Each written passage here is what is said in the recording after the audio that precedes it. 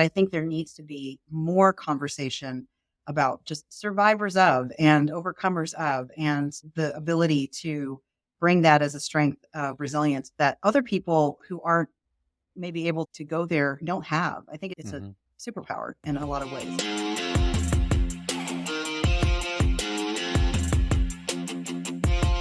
Welcome to the How Leaders Think podcast, the show that transforms you by renewing your mind and giving you new ways to think. I am your host, Kenny Lange, and with me today is the Evita Morin.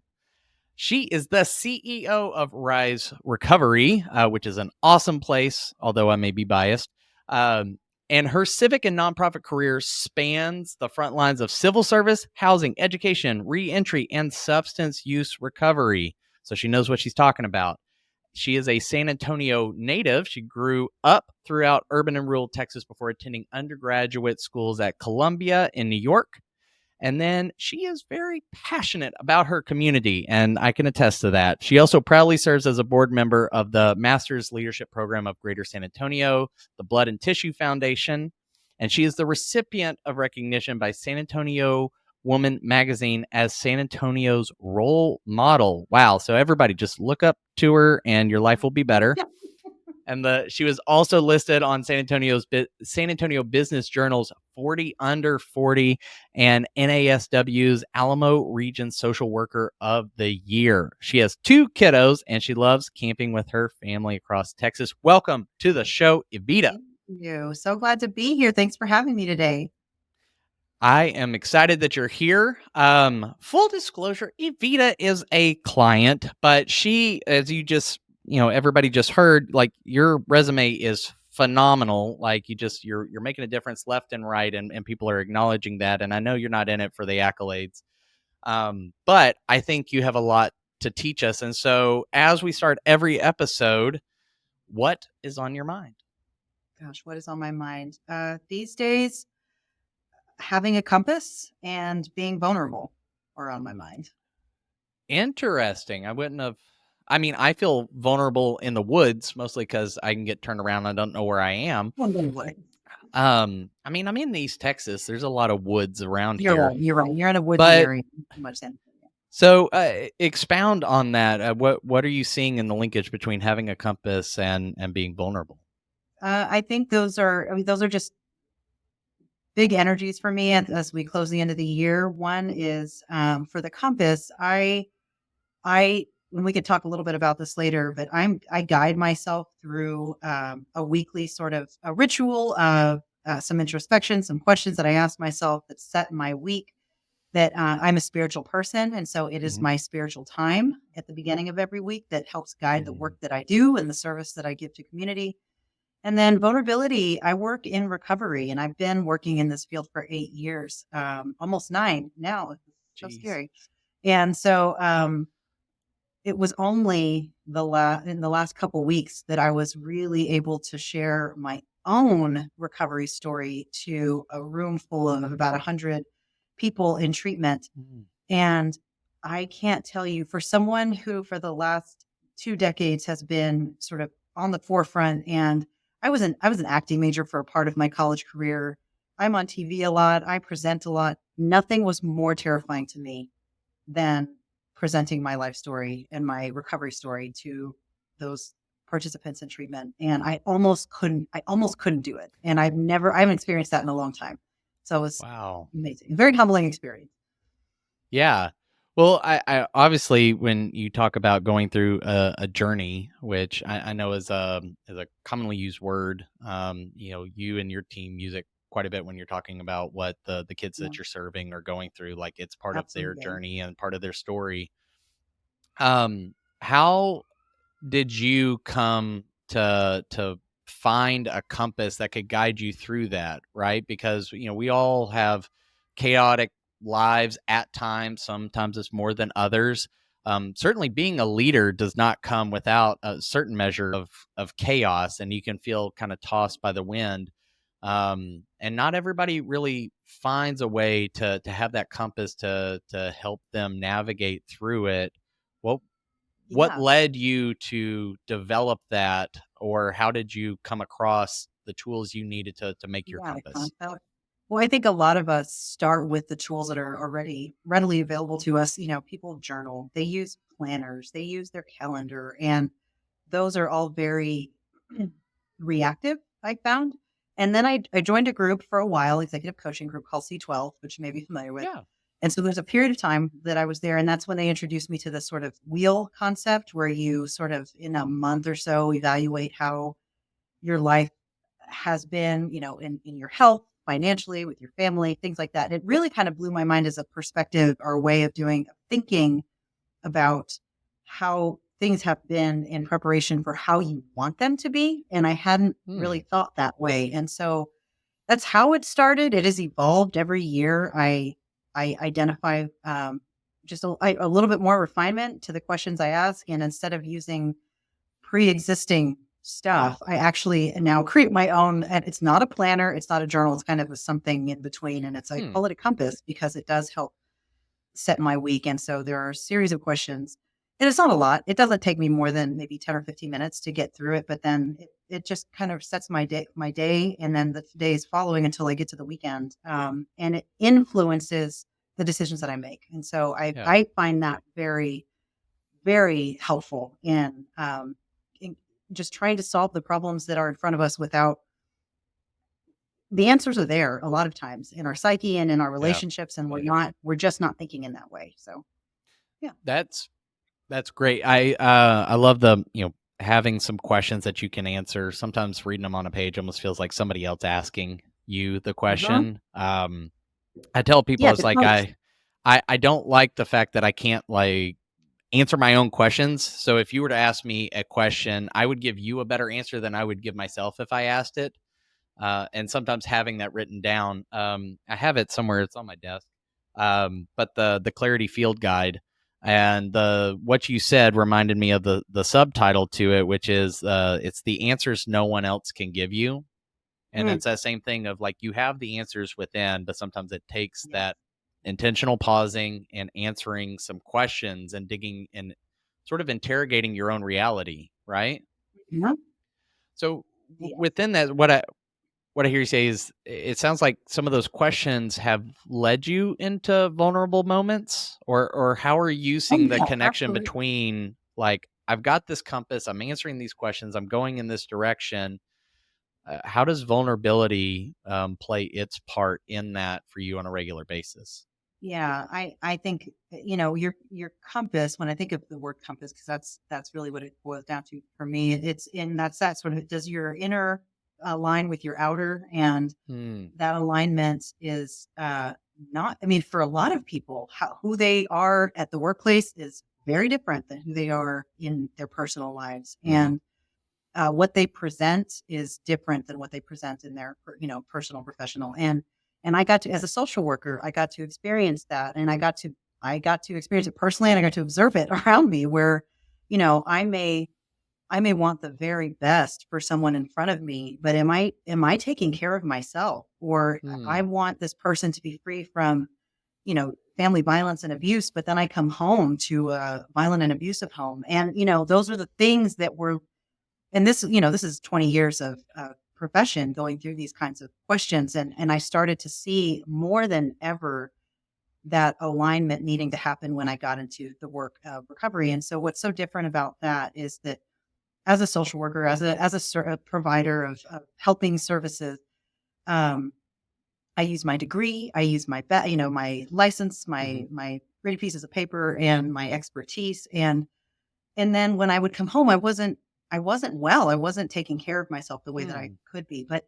then I learned about people, the peer coaching Mm-hmm. field, and these are people in recovery helping people in recovery, and their transparency about their journey and their willingness to acknowledge an area of their life that they struggled with that they are now recovering from, and then using that as their strength to carry forward. Hmm. I want to apply that to all of my life. And I want to Oh. be like that. I want to live that way. And so I was very influenced in the last 8 years by the people that I get to work with, that I get to support, and have become that myself. And they have made me a better person just in reflecting how acknowledging your own journey can make you a stronger leader, a stronger Mm-hmm. human being, and a more purposeful and compass driven one, I think.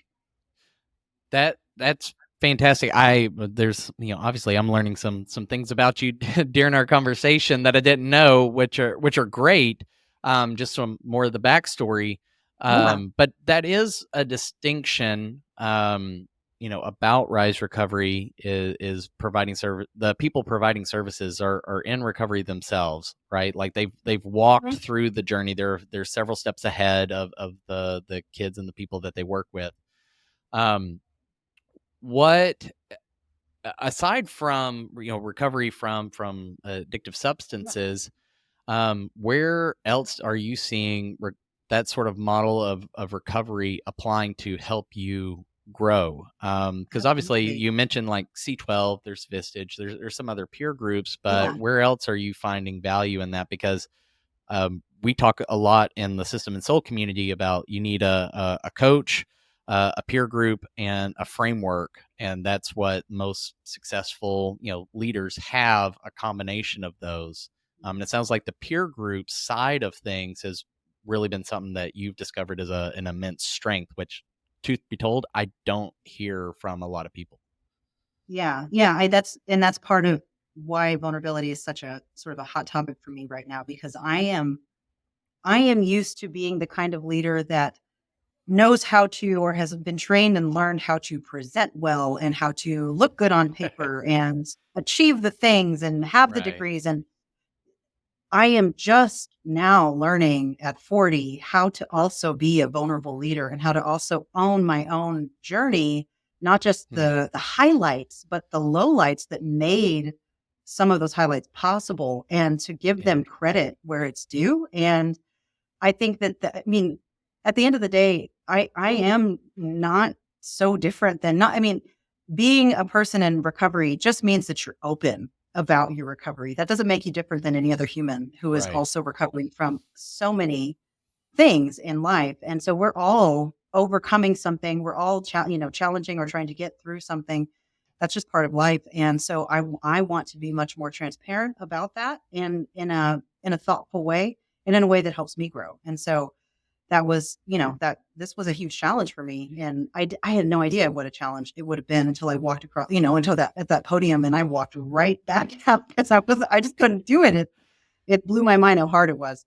And so it just makes me wonder how hard it must be for everyone else when I live and breathe this stuff every day, and it's still hard for me. Right. I think you're hitting on something important there, because you do work in a space that almost forces you to be vulnerable to more so than other, say, professions or work environments.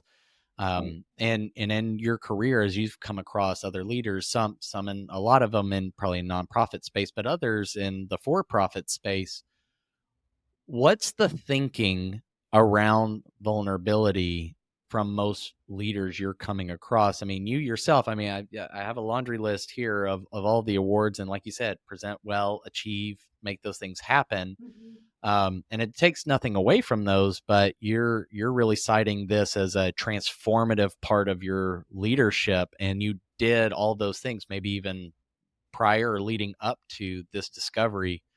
What are you seeing and hearing in the marketplace around leaders being vulnerable, or is it just something that's being avoided and not talked about at all? I think I think I think it's being talked about. I think it's a lot harder to apply. I think one of the benefits of being in an environment where people are more open and vulnerable about what brought them here, and a recovery story or a story of resilience implies that you are stronger now. Obviously Mhm. we're not trying to create an environment where we're all raising our hand about our current illnesses and defects and issues. That there's a time and place for that. But when you have developed resilience and strength, um, and are proud of that, and you've overcome some things or in recovery from things, that should be safe to talk about. And I think it's becoming safer. I obviously, mental health is a very hot topic right now, and there's a lot of conversation around it, and in all industries, I think, and helping people connect to resources are available. But I think there needs to be more conversation about just survivors of and overcomers of, and the ability to bring that as a strength of resilience that other people who aren't maybe able to go there don't have. I think it's a hmm superpower in a lot of ways. Yeah, it's one of those things in my experience that you don't realize until you're on the other side of, right? Hmm. Like it is a bit of a leap of faith to step out, be vulnerable, share this thing that maybe you've struggled with, is a challenge for you, whatever it is. Especially, I think if it's something you've self-selected into, Right. right? Right. And then there's a choice. Like there are like truly there are victims and people that have had horrible things done to them, but I think that there's something different when you've maybe been an active participant in the thing Hmm. that you're in recovery from.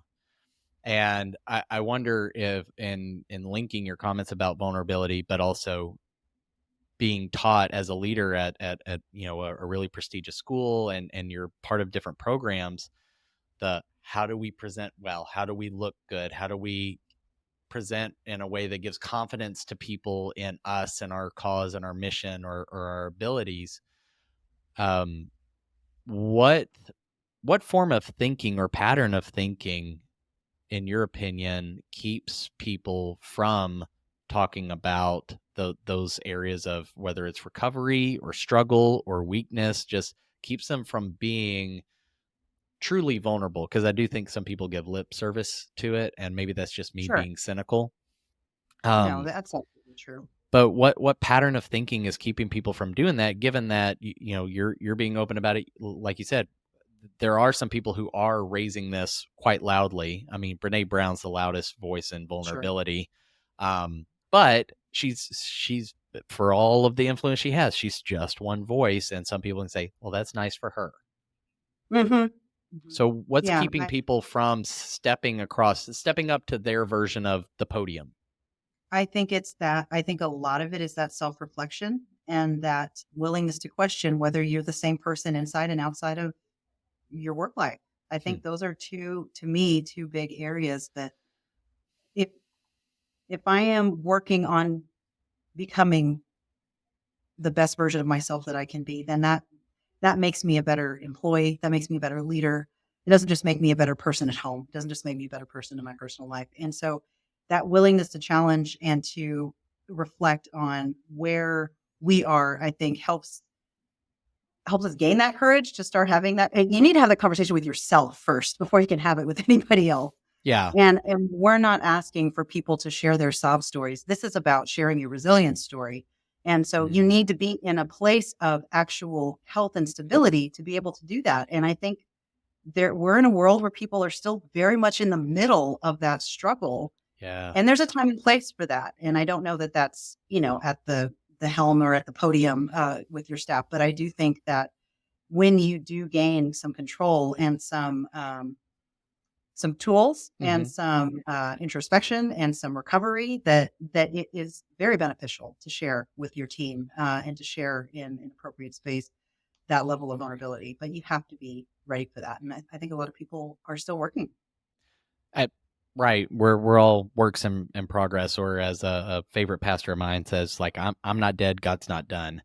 Uh-huh. Um, but I think what I hear you saying, according to the great philosopher Michael Jackson, I'm starting with the man in the mirror and Yeah, asking him to my change his favorite ways. song. We'll sing it after the show. Thank That'll be you. the bonus content. I love But karaoke. um, I I love what you said, that you got to have that conversation with yourself and you have to be ready for it, because the being the same as the on the inside as you are outside sort of speaks to integrity, right? Yes, Um 100%. so what that can be, I think if that's an initial step that someone can be looking at, that can be really daunting. That could be really scary. Um and and sometimes they can't see what they can't see, like they're called blind spots for a reason, Right, right. right? And I'm wondering if this is where the peer group was helpful for you in being able to spot those things, speak into those things, to inform that conversation and reflection with yourself. Was that something that happened or connected? Yeah, absolutely. I think hearing from people who, I mean, and that's the other thing. Though I am the leader of this organization, I am in no way an expert on recovery, certainly not my own recovery. I still feel very new. And I even felt ridiculous talking to a bunch of people who are in treatment, because there are plenty of people with 30 years of recovery and a black belt in 12-step programming and full of wisdom. And I don't, I am still a newbie, but that doesn't make the story worth telling, and doesn't make it not invaluable. It makes it valuable to someone. And so, that being said, I think the peer groups are having, for instance, I meet regularly with a group of other professionals in addiction services who are at a leadership level. And many of us, though not all of us, are in recovery of some kind. And we meet just to process how it's going in our lives, personal, professional, otherwise. And it's a wonderful experience to be around other people in the field who meet once a week, have this closed group, and then go off and we do our thing and we network in other ways outside of that. So I do think it's very valuable to have a group of people that you can, with like minds, that you can share your vulnerability with as a first point, and then have those mentors who are pointing out things that you may not want to hear. Personally and professionally. Yeah. Having those tellers in your life. Yeah, they can be I saw someone post online. It was rudely accurate assessments. Yes. I love that. Yes, really accurate. I love what you said, that you're sharing these things. There are other like what brought the group together. Sounds like a shared professional component or characteristic place in life, but you're sharing in the personal, and you're really engaging the whole person. Is that? Yeah, that's what I'm looking for in my work. That's what I'm looking for in my life. A way to engage the whole person and to respect the whole person. And I think you can do that in a way that is still professional and still beneficial to the work that you're doing, without it becoming, and without it becoming selfish or obsolete. Mm-hmm. When let's say somebody's listening and they're like, "Hey, this is great," but and yeah, sure, it's we're recording this near the end of the year. When this drops, it may be further on in the beginning of the next year, but um, I've noticed, and this is something I'm processing out loud too. Free Yeah. therapy, but the idea of, yeah, it's end of year, we're going to do an annual session, or I'm just going to get away for a few days and write and journal and think, and they make it a one-time event, versus maybe a daily or a weekly practice, from your own practice, and then maybe the practices of others that you happen to know. What are some examples that you have seen, or some thought processes on basically diving into yourself? Yeah. And I think, one of our local foundations is supporting a number of nonprofits, including mine, for their CEOs to experience soul care, whatever that means. And that could mean a lot of things. But it's sort of an experimental cohort that is asking that question. And so the belief is that if you have a healthy CEO of a business, then you have a healthy business. And I appreciate that value. And so they're asking us all to introspect about that. And I think, obviously, in the way that you want to bring the whole person to, you want to bring your whole self to the world, you need to also work on your whole self. And so, I mean, some of the practices that I think, instead of looking like at the end of the year, at the beginning of the year, a lot of us start to establish new goals and things like that. But like, instead of, I want to exercise, 12 times a month, what is the purpose of that? And so for me, some things that have really, I've woken up to is, I just turned 40 this past year. I'll be 41 in January. Exactly, go 40. But it really made me think about my desire to be strong, while I have children, while I'm still in that period of time where I want to play with them, and technically I'm headed toward a decline if I don't do something. It's now or never. And so and then experiencing joy and play, talk about vulnerability. I am at a point in my life where I was not the kid who was able to be a kid. I had to grow up very quickly. And so using my children's joy and play to tap into my own has been very important to me. Wow. And that has sort of snowballed into its own. Well, if I want to do these fun things, I need to be stronger to do them. So now I've got different purposes for working out. It is not Right. for the sake of hitting 12 at the end of a month. You know what I mean? And so I think trying to figure out what is the joy you want to find in your life as a result of these things you're doing is really important. And, I'm practicing some new things. I'm going to try some quarterly goal setting based on like Vistage's feedback. Mhm. But what I'm also realizing, and this may just be for people in our age bracket, but I think our average, like the average lifespan of an American woman at this point is like in the like 73 or something. It's something, essentially I've got less than 40 years left if I live in the average lifespan. And so trying to look Woo! in the perspective, I know it's We're scary. getting deep. I was thinking about that too. I got a birthday coming up, and I'm like, oh man, am I on the back half? What's I happening? know we're on the back half. Phew, gosh, y'all pray for um, us. I know but it's 77. That's what it's 77. So 70. It's a good number. I'm already hitting that second half. I'm past that second half. So I have X amount of years left. How how important, for instance, like I have a master's degree.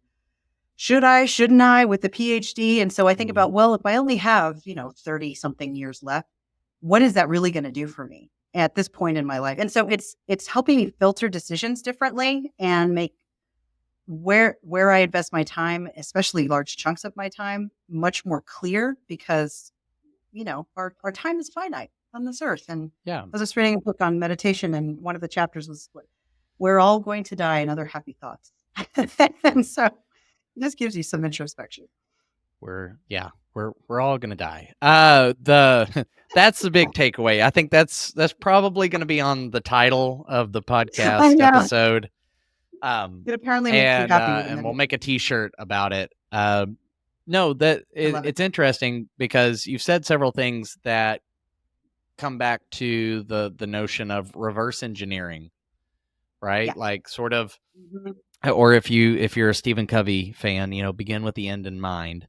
There's a guy, he's a business marketing thought leader, Alex Hermosi, and I've been listening. I binge podcast. Like I'll find somebody and I'll binge a bunch of their content.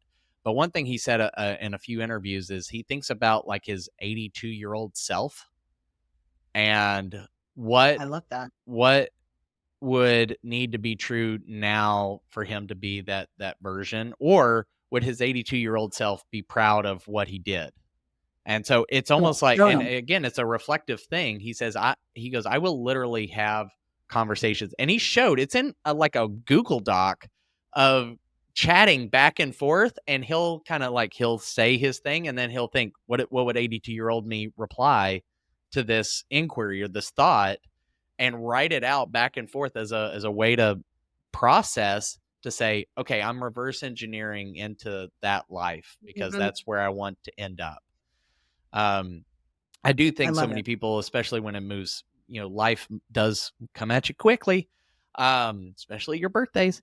The but but you can be so focused on like just doing the next right thing, and I think that there's value there. But if it's not aligning up to where ultimately do I want to end up, and the difference I want to make, the person I want to be, the things I want to Yeah. achieve, um, and I know some people And have a like, weird relationship with the word legacy, but what is going to be remembered about me when I'm gone? right, right. Absolutely. And I think it's also helping discern what maybe are social pressures and what is it that you really want out of the next few years of your life versus, and I go back to that whole don't I get a PhD kind of thing. Like it's very clear to me when I look at it through one lens versus the social pressure lens. And I don't want to live based on that social pressure. Yeah, sort of to draw a big circle back, but based on your own compass of like Mhm. where's true north, where do I need to be heading, where do I need to be Right. going.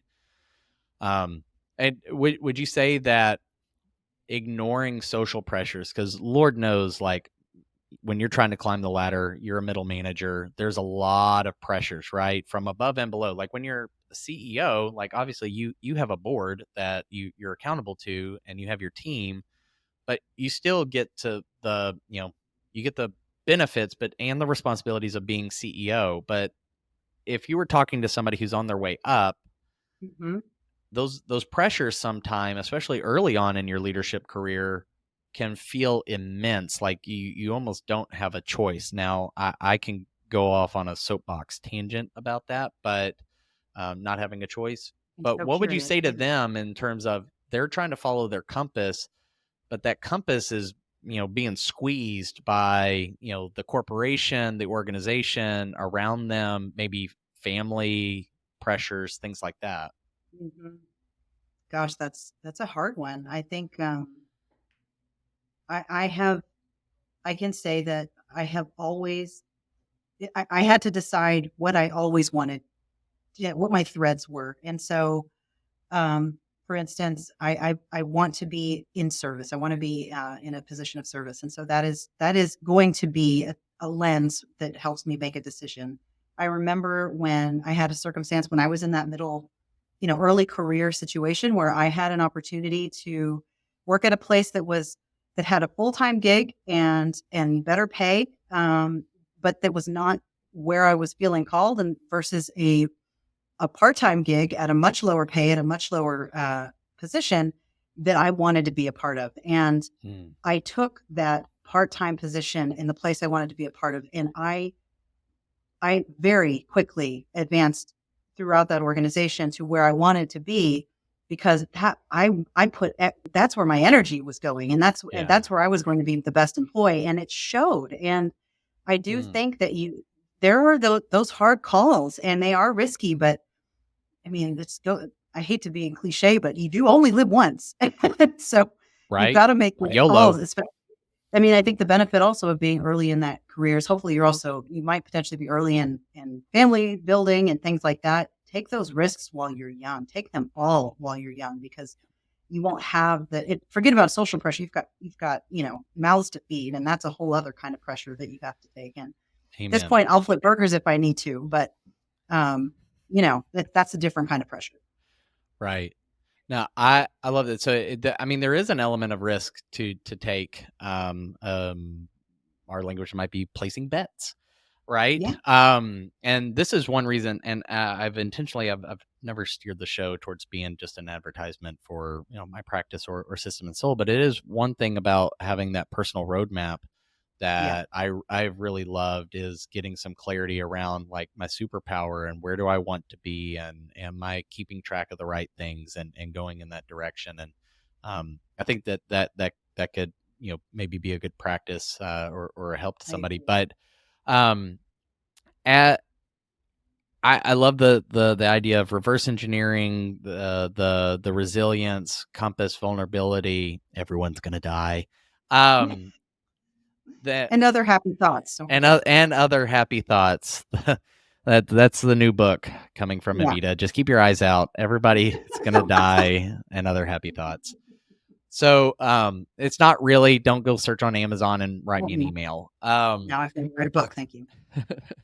The if somebody is looking to build that resilience, follow their compass, which it sounds like vulnerability is part and parcel of doing both of those things. Um, how would somebody get started and take a baby step? Because the things you're talking about are not small. They're Right. maybe simple but not easy. Yeah. And it can be, I think often we fear the idea of something more than the thing itself. So what advice would you give someone to break through and take that first baby step? Yeah. I think I can start by just talking a little bit about some of those questions that I ask myself every week. I think that's a good Please. start because those are my baby steps. And so the very first thing that when I walk into the office on Monday, I really need to identify what is not my line that I need to let go. So a lot of times we carry things that do not belong to us. And so I know there's a Damon West, great author, talked about this long line. This is God's line. This is God's line. And it's, it's a mile long. And yours is this tiny little gash right there. Nothing else is yours. So every week I ask myself, what have I been carrying that is really not on my line? And I put it down on paper and then I take it off my line, because if I don't clear that, I'm not going to, it will be a distraction. And I don't want distractions. I want clarity. And that's what I'm in pursuit of. I typically have a few lines where I just, dear God, and whatever comes out. Sometimes it's thank you. Sometimes it's please help me. It just depends on what that is. But Right. God needs to hear from me if not daily or multiple times a day, at least once a week, I need to write something down that is a direct channel. And so, and then, and this might be superstitious, I don't know. But I find that we all experience this where we're throughout the week, oh, Kayla, haven't thought about her in a while. John, I wonder what's going on with him. These little names pop up, these people in our lives. And I do believe that your brain is processing everything it has to do, and it's giving you answers you don't even realize it's giving you. And so at this point, I consider those answers to prayers I have put out in the world. So when I hear Kayla, when Kayla pops up in my head, I immediately go down to my list and I'm like, is this someone that I need to thank? Or is this someone I need to encourage? Or is this someone I'm supposed to be asking for advice? Wow. And typically, if unnamed comes up, I find that there's a value in some way in connecting with that person for one of those three things. And so I do that throughout the week. And I think that has been very beneficial to me. And I found that I have been able to solve problems, especially on that, like, oh, I really should go to this person to address this problem that I've been carrying around that I haven't resolved yet. They're there. And so many times the answer is connecting with other people. So many times the answer is connecting with other people and getting out of our own heads. And those people, they come into our brain all the time and we just let them go. Stop letting those names go. And then I really, after that, it becomes pretty habitual. Like, what are the things those habits that I'm trying to handle every week? Do I get to the gym 3 times a week? Am I taking my vitamins? Those kinds of, that kind of stuff. And I've got a list, but outside of that, those are the questions that I typically explore every week. And I found that to be an important compass in how my weeks go, how my goals are met, and how I feel at the end of the week. Thank you for sharing those. Those are really powerful. I love the, what's not on my line. The what's mine to do. I heard an Enneagram teacher talk a lot about that. To get things off her plate. Or some people would say a to don't list. And I just like saying to don't. So it's a fun word to say. So right. I love that. And I think anybody can get started with that, just answering those simple questions. And in my experience, it's usually the answer is the beginning of another question, and it's another thread to pull on. So it's not the end all be all. Absolutely. So Evita, I really love the things you had to share today, and I'm sure we're going to have another podcast in the future, if nothing else, to talk about that book. But the fake book that you're going to write, I'll do the forward. But if somebody wanted to get in contact with you, learn more from you, or just follow the work you're doing with Rise Recovery, where would you send them? Yeah. I would send them to certainly to email me or find me on Facebook, emorin@riserecovery.org, or find me, Evita Morin. And I'm pretty public because I am the CEO of a nonprofit. Pretty easy to find. I'm on LinkedIn. Otherwise, if you're interested in learning more about the work that we do, www.riserecovery.org is our website. And, all of our services are provided at no charge to the people we support. And that's because of generous donors who make our work possible. So I'm grateful for anyone who is interested to learn more. Yeah, it is an excellent program. So go check it out. Well, thank you so much for coming on the show. And thank you to all you listeners. I am always grateful that you would take any time to pay attention to these conversations. If you got value out of it, please like, subscribe, share. It'll help more people find the show and get the value that you're getting, and maybe discover something that unlocks their leadership. But until next time, remember, if you think differently, you'll lead differently. We'll see you.